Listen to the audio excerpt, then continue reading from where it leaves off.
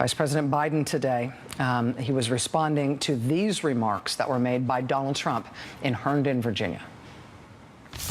When you talk about the mental health problems, when people come back from war and combat and they see things that maybe a lot of the folks in this room have seen many times over, and you're strong and you can handle it, but a lot of people can't handle it. And they see horror stories, they see events that you couldn't see in a movie, nobody would believe it. Now, we need a mental health help and medical, and it's one of the things that I think is least addressed, and it's one of the things that I hear, like your question, it's one of the things that I hear the most about when I go around and talk to the veterans. Donald Trump today making remarks about veterans and mental health. And how did Vice President Biden put it there? He said, I don't think he was trying to be mean. A lot of people have reacted to these remarks today from Donald Trump by saying that Trump at least appeared to be trying to empathize or at least sympathize. He appeared to be trying to voice support for veterans on mental health issues and the concept of post-traumatic stress. But that equation of strong people not needing help, strong people being able to handle it, and people who are presumably not strong not being able to handle it, that is a construction around mental health. That is a stigmatizing framework for talking about mental health and post-traumatic stress and suicide prevention that veterans and every responsible person anywhere near that field has been trying desperately to undo for years now. That's like the one thing you don't say if you know anything about this issue, if you have ever talked to anybody involved in it, if you have ever taken it seriously. That's the framework that they have been trying to undo any way they can. Take, for example, the way that President Obama talks about this same issue. I have instructed the Joint Chiefs and up and down the chain of command that they have a responsibility to destigmatize mental health issues and issues of PTSD and help to explain to everybody in all of the units under their command that there's nothing weak about asking for help. If you break your leg, you're going to go to a doctor to get that leg healed. If, as a consequence of the extraordinary stress and pain that you are witnessing typically in a battlefield, something inside you feels like it's wounded, it's just like a physical injury. You got to go get help, and there's nothing weak about that. That's strong, and that is what will allow you then to continue with your service, and there shouldn't be a stigma against it.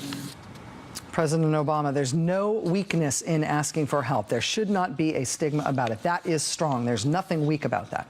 The twin issues of post-traumatic stress and suicide among American veterans, those are such a crisis in our country that there really has been a huge, concerted, complex national effort in the military and among our national leaders to try to get rid of this idea that you're weak if you need help, and that strong people don't have post-traumatic stress, and that strong people don't need help, and that strong people don't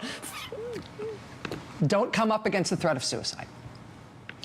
And the reason this took over the news cycle today is that Donald Trump, reasonably, I think, not trying to diss veterans, not trying to attack somebody, just got it fundamentally and dangerously wrong. And for somebody who's running for president to so fundamentally misunderstand that issue is a big deal. And his campaign today was outraged at the outrage. They were very upset by the headlines like these about this incident today. Donald Trump, military suicides happen to service members who can't handle it. Trump appears to suggest veterans with PTSD are not strong. Trump suggests military members with mental health issues aren't strong and can't handle it. The Trump campaign was very, very upset with headlines like that because they kept insisting that that's not what he meant. It's not the way he meant it. Yeah, but that is what he said. And this was not him attacking American prisoners of war, like when he went after John McCain. I like people who weren't captured.